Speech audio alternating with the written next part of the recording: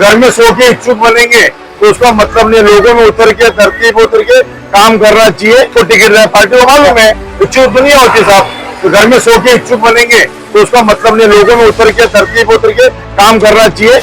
उससे पार्टी सोचती है, पब्लिक सोचती है कि हमारा काम कौन कर।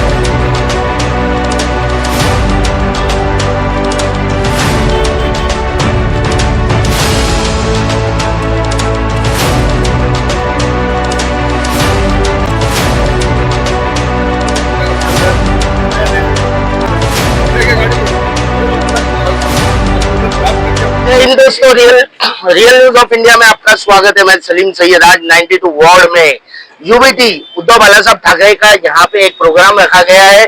यहाँ के जो पत्थर नगर की बिल्डिंग के पीछे जो लोगों को प्रॉब्लम होती थी, जो तकलीफें होती थी, रात में चोरियां होती थी, उस वजह से खास करके यहाँ के 92 वार्ड के शाखा प्रमुख रामचरण चंडेलिया ने इस प्रॉब्लम को, इस तकलीफ को, जिस तरह से आज यहाँ पे प्रोग्राम हुआ जा रहा है, तो इसको लेके क्या बोलेंगे? आज यहाँ आपकी पूरी यूबीटी की टीम जमा हुई है। ये जो रोड है वो टीपी रोड है। टीपी रोड होने के बावजूद अभी तक ये लाइट की व्यवस्था नहीं है। ये राज्य सरकार की और महानगर पालिका की कमजोरी है। हमारे यहाँ के स्थानिक शाखा प्रमुख चंदेलिया साहब ने और उनके पूरे साथी उनके साथ पूरे मेहनत करके अधिकारियों से मीटिंग करा के यहाँ पर अदानी के माध्यम से जो यहाँ पर पोल लगाया जा रहा है लाइट्स की, वो हम लोगों की सुविधा देने के लिए। कब तक ये चालू हो जाएंगी लाइटें?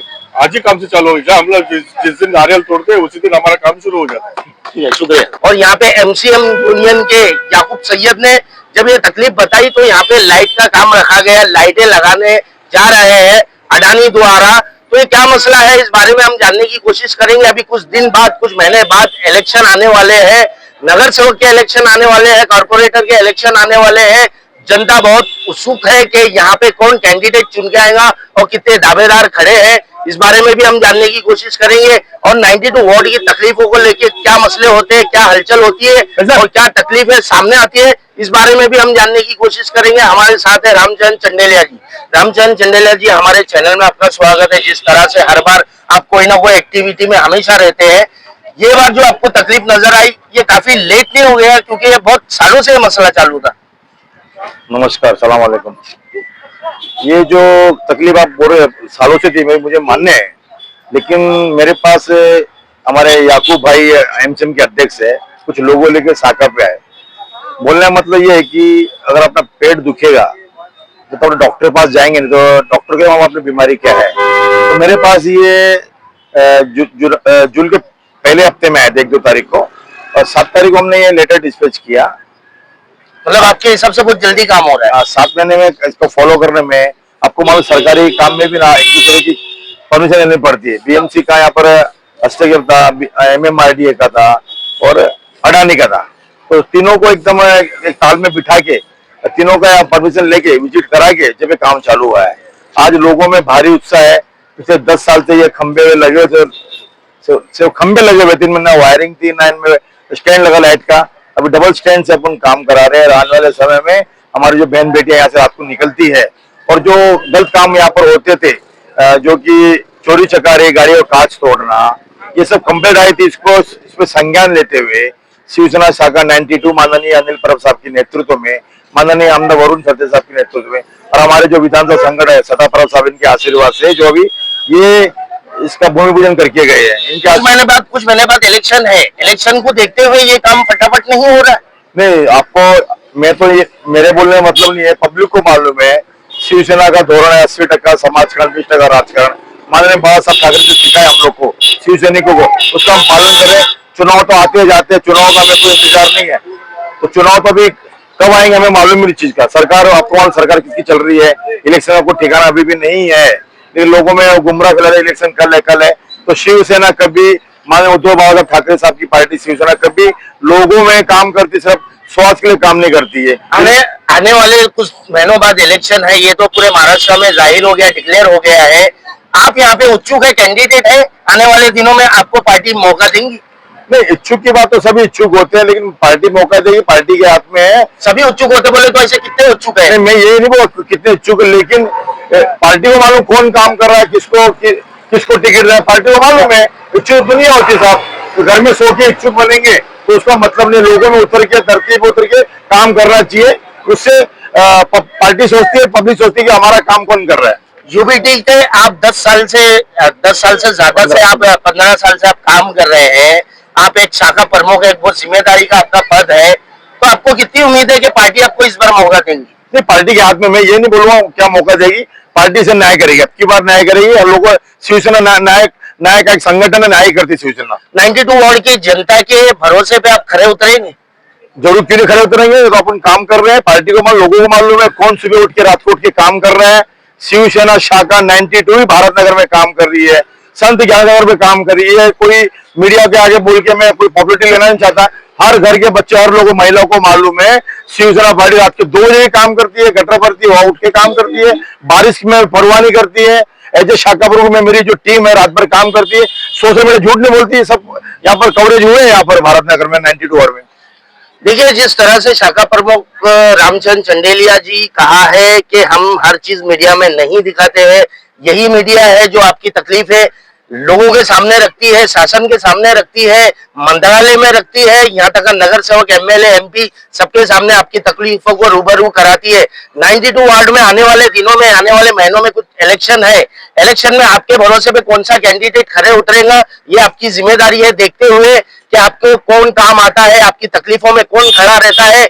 आप उनसे सवाल कर सकते हैं हमारे चैनल के माध्यम से, और भी ऐसी बहुत सी अपडेट रहेंगी, हम बताते रहेंगे। हमारे अगले इंटरव्यू की तरफ बढ़िए। हमारे साथ जो है वो एमसीएम यूनियन, जो के बैंड्रा के अंदर एक यूनिटी है, वो यूनिटी जो कि हर बार यहाँ पे कुछ ना कुछ तकलीफों से हर किसी के काम को लेके हाईलाइट करती है, नेताओं से काम करवा के लेती है। एमसीएम यूनियन का जो यहाँ पे मुद्दा था वो ये था कि गाड़ियों की चोरी हो जाती थी, गाड़ियों के पार्ट्स चोरी हो जाते थे। तो याकूब सैयद ने ये बात रामचंद्र चंडेलिया जी के सामने रखी है, और कितना जल्दी एक्शन में आके, कितना जल्दी हरकत में आके ये काम हुआ है, इस बारे में हम जानने की कोशिश करेंगे। याकूब सैयद जी, हमारे चैनल में आपका स्वागत है। जिस तरह से आप हर बार एक नई हलचल में कुछ ना कुछ लेके मुद्दा आते हैं, तो अब इस टाइम पे जो मुद्दा आया था वो क्या चीज का प्रॉब्लम था और आपने ये किस वजह से ये प्रोग्राम रखा गया? महाराष्ट्र चालक मालक ट्रांसपोर्ट यूनियन अध्यक्ष में याकूब सैयद हूं। और अल्हम्दुलिल्लाह बहुत खुशी की बात है कि महाराष्ट्र चालक मालक ट्रांसपोर्ट यूनियन जो है मुंबई शहर के अंदर ही नहीं पूरे महाराष्ट्र में, और 4700 मेंबर जो हमारे यूनियन के मेंबर्स हैं। और मैं पहले बीकेसी वार्ड नंबर 92 में रहता हूँ, तो मुझे चाहिए कि मैं सबसे पहले अपने घर में अपने मोहल्ले में ध्यान दूं कि यहाँ पे क्या हमारे ड्राइवर के साथ में अत्याचार हो रहा है, क्या अच्छा है क्या बुरा है। तो ये टाटा के ये भारत नगर पत्थर नगर के पीछे का बैक साइड का एरिया है, यहाँ पे हम लोगों की गाड़ियाँ पार्किंग होती है। ड्राइवर गरीब है, पार्किंग का पेमेंट नहीं कर सकता, इसके लिए वो यहाँ पे यहाँ पे गाड़ी पार्क करते हैं। अब यहाँ पे मसला ये हुआ कि यहाँ पे लाइट के पोल नहीं है, लाइट के पोल है तो उसमें लाइट नहीं है।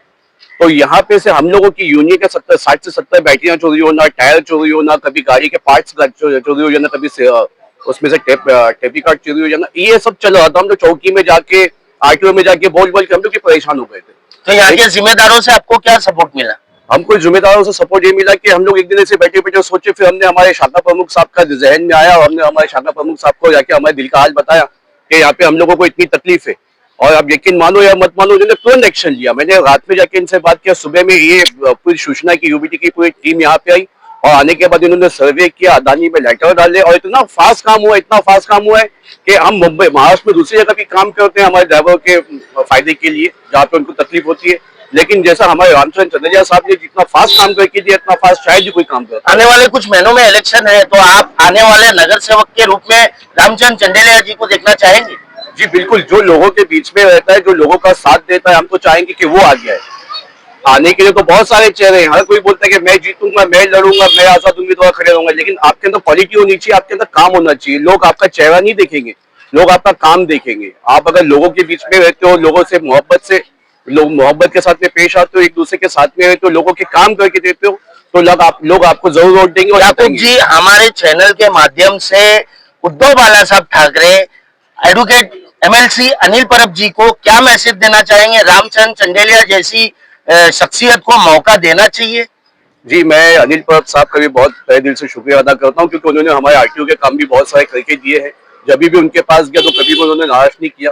आज तक हम वरुण सरदेसाई के पास नहीं गए, वरुण सर के पास भी हम जाएंगे। अपने भारत नगर के अंदर जो हमारे फुटपाथ के जो मसले हैं, डिवाइडर के मसले हैं, जो भारत नगर के, वो मसले लेके भी हम जाएंगे उनके पास। लेकिन हमारे अनिल परब साहब ने कभी भी नाराज नहीं किया। और मैं अनिल परब साहब से रिक्वेस्ट करूंगा, हाथ जोड़ के मैं विनती करूंगा कि आप जो है, अगर यूपीटी की टिकट अगर देते हो किसी को, तो हमारे शाखा प्रमुख 92 के रामचंद्र चंदेलिया साहब को दो, क्योंकि ये यहाँ पे जो है लोगों के बीच में काम करते हैं। आपकी टीम का, आपकी यूनियन का सपोर्ट है रामचंद्र चंदेलिया जी को? जी, अगर टिकट मिलती है तो हमारी तरफ से, हमारी यूनियन की तरफ से फुल सपोर्ट रहेगा।